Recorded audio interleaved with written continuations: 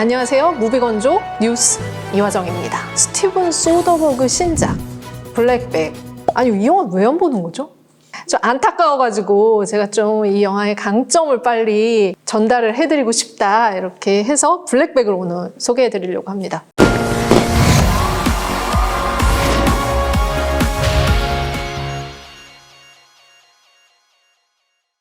일단 제가 스티븐 소더버그 감독한테 호되게 당했다. 거짓말을 참 잘하시는 것 같아요. 감독이 거짓말을 너무 잘한다라는 생각이 드는데, 이게 스파이물처럼 시작을 하거든요. 완벽하게 스파이물의 모든 것들을 총동원을 해서 판을 싹 깔아요. 그래서 이거 스파이물인가? 이랬다가 딱 막상 영화 시작하고 나면 추리극인가? 이런 생각이 딱 드는 거예요. 그래서 추리극의 어떤 재미를 가져가려나 보다 라고 생각을 하고 있다가, 그게 딱 지나가고 나면은 아니야.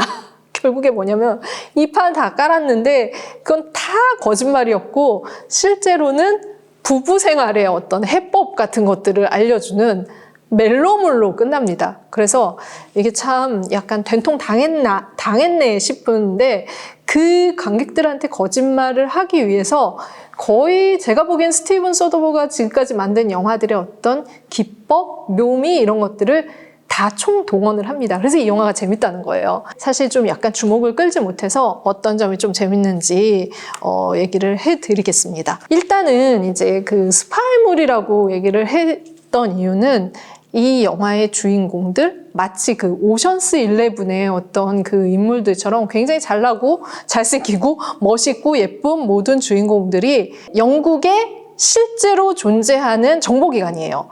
NCSC인데 이게 뭐냐면 National Cyber Security Center.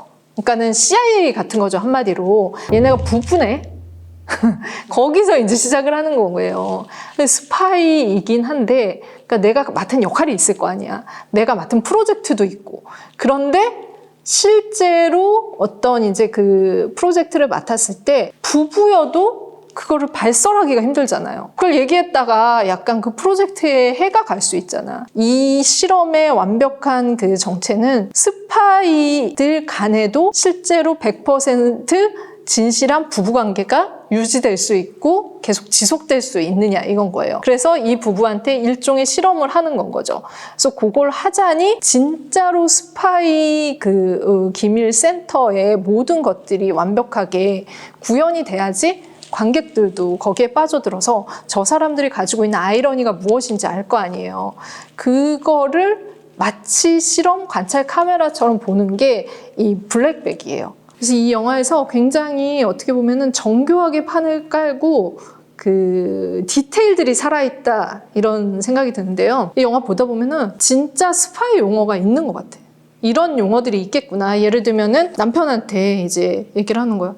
그 프로젝트 뭐 어떻게 됐어? 그랬더니 그건 블랙백이야 라고 얘기해요. 그러니까 블랙백이어서 너한테는 얘기할 수 없고 발설할 수 없고 그냥 이건 묻어둬야 돼 라고 하는데, 실제로 스파 용어에 블랙백이라는 게 없어요. 그냥 만든 말이야. 이 시나리오 작가가 실제로 스파이들은 어떤 용어를 쓸까 했을 때 그 블랙백을 가져왔는데, 이 블랙백이 원래 어떤 영화 제작자가 실제로 이제 좀 필요 없는 것들, 어떤 프로젝트의 그런 것들을 블랙백에 집어넣었다라는 얘기를 한 거에서 착안을 해서 자기도 이제 그런 스파이 용어처럼 만든 건 거죠.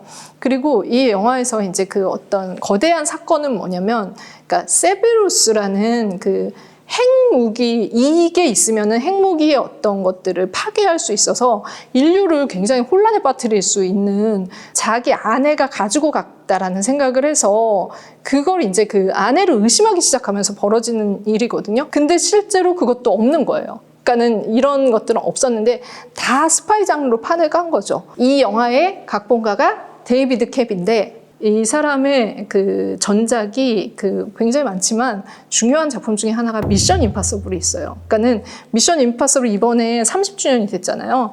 처음 만들 때 1996년에 만들 때, 그때 워낙 많은 이제 스파이들을 만나면서 자료 조사를 할 거 아니에요. 그때 어떤 여성 스파이를 만난 거야. 그 사람이 자기는 정말 이 생활하면서 너무 힘든 게 자기가 이제 그 직업적인 윤리 때문에 실제로 그 이제 연애를 하기 너무 힘들다.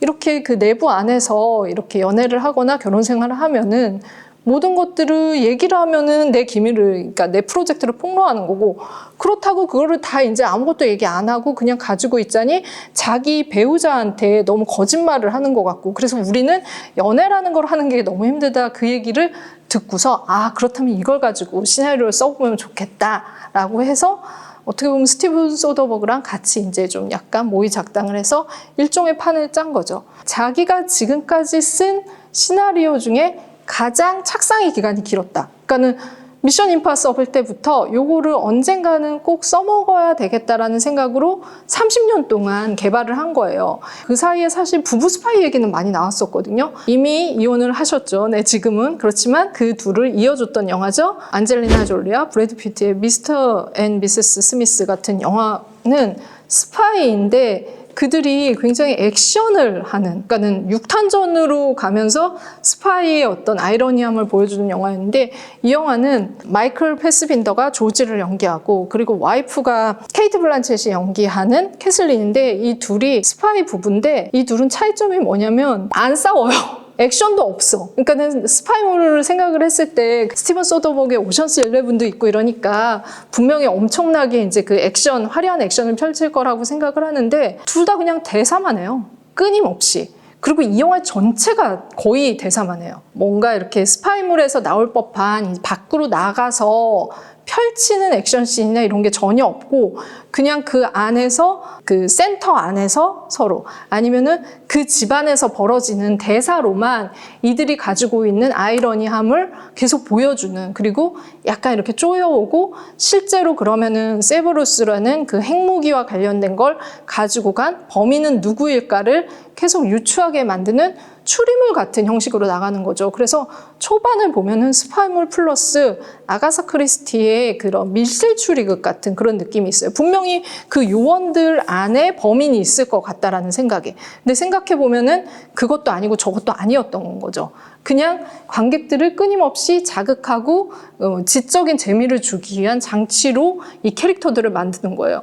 그래서 되게 좀 약간 이 영화의 세팅이나 촬영이 좀 재밌는 게 껌껌해요. 그냥 거의 그 심중을 읽을 수 없을 정도로 세팅 자체가 굉장히 어둡게 되어 있고 인물들도 대부분 우리가 생각하는 그 제임스 본드 스파이를 좀 이제 가져왔기 때문에 굉장히 멋있거든요.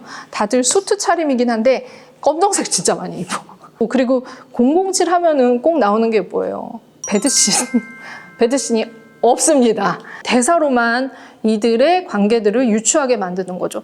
그러니까 어떻게 보면 되게 싫은 것 같아, 이 영화는. 그런 모든 볼거리들을 다 빼고 그 볼거리들 안에 대사만으로 긴장감을 유발하게 만들어서 사람들의 어떤 이제 그 심리를 조금 조여오고 이 관계가 어떤 방식으로 꼬여가고 있는지를 보여주는 그런 거기 때문에 좀 재밌었던 건 이런 거예요. 굉장히 이제 그 이 안에서 비밀이 유지되어야 된다라는 것들을 그러니까 철저하게 세팅을 하기 위해서 NCSC의 이 멤버 중에 한 명으로 의사가 나오거든요. 정신과 의사. 닥터 본이라는 나오미 해리스가 연기하는 의사가 나오는데 이런 것도 예를 들면 실제로 그런 팀에는 자기 전담 그 정신과 의사가 있대요. 왜냐? 밖에 나가서 이런 그 스파이 활동을 하다가 생긴 어떤 데미지 같은 것들을 이야기를 하면은 나중에 이제 그게 바깥으로 기밀이 누출될 수 있잖아요.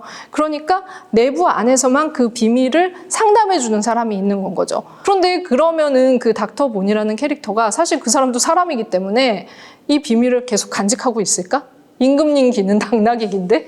그래서 이 안에서 이상하게 연애 관계로 엮인 사람한테는 이걸 또 얘기를 할 수 있는 그런 위험 요지가 있는 건 거예요.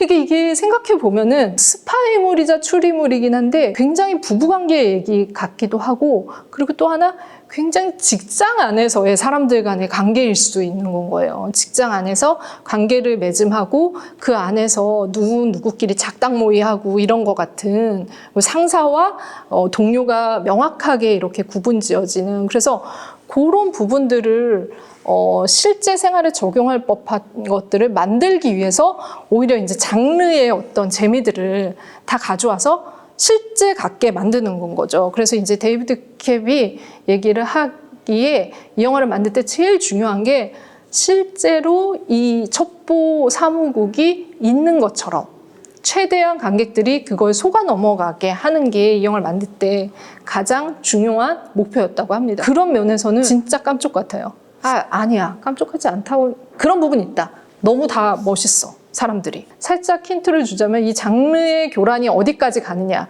이 마지막에 보면은 한 방이 있어요. 근데 사실 지금 얘기한 걸로 봤을 때는 그게 왜 한탕으로 끝나지? 생각이 들잖아요. 근데 이 부부가 한탕 해먹습니다.